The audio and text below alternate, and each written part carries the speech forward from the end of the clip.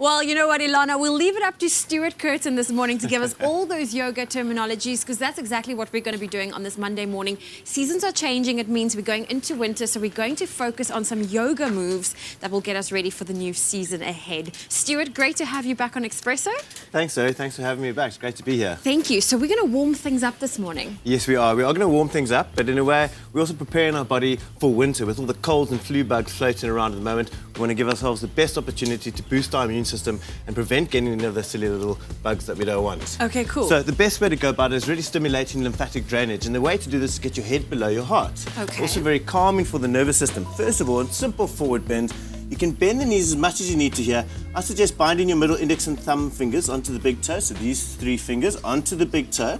Then when you inhale, just lift your chest to lengthen the hamstrings and spine. Can you feel that? Yes, I can. And then drawing the belly in, you're going to fold down. Now the key to these postures, as simple as they look, is to make sure that you spend a little time in them to help stimulate the lymphatic drainage.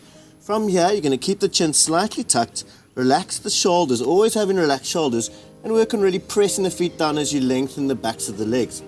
Now, taking a few moments here, when you feel like you've had enough and you've actually relaxed in the posture, you can walk your way into a downward dog simply by taking your hands out ahead of your shoulder width apart. Take your feet slightly back, hip width apart, so you've got nice even lines with your legs and your arms. Yes. Now pressing your chest towards your shins, feel the heels push down. And I'm sure you're feeling that little bit of stiffness you're talking about earlier in the hamstrings right now. Yes, I'm very stiff from this weekend's exercises. And this is a really wonderful posture. It's very calming. In the beginning it feels quite tough though, because the shoulders take a lot of weight. But I promise you, just stick to it. Push the heels down and remember to breathe and relax. You really get a good stretch from the downward dog. Yeah, it is. It's a full body stretch. It's known as the great balancer of the body. Now we're going to take that stretch a little bit deeper, still focus on the upside down inversion postures. I want you to walk your feet towards your hands, and then keeping your hands towards the ground. Take your feet quite wide. You want about a leg's distance, one of your legs' distance between your feet. Maybe for today's purposes, grab the outsides of your feet or your ankles. Look up, inhale, so you re-lengthen the spine, and then fold it back down. Now here, you simply just grab your deepest spine that you can, push off the feet and lift up into the navel. You can bend the knees a little bit if you're taking strain.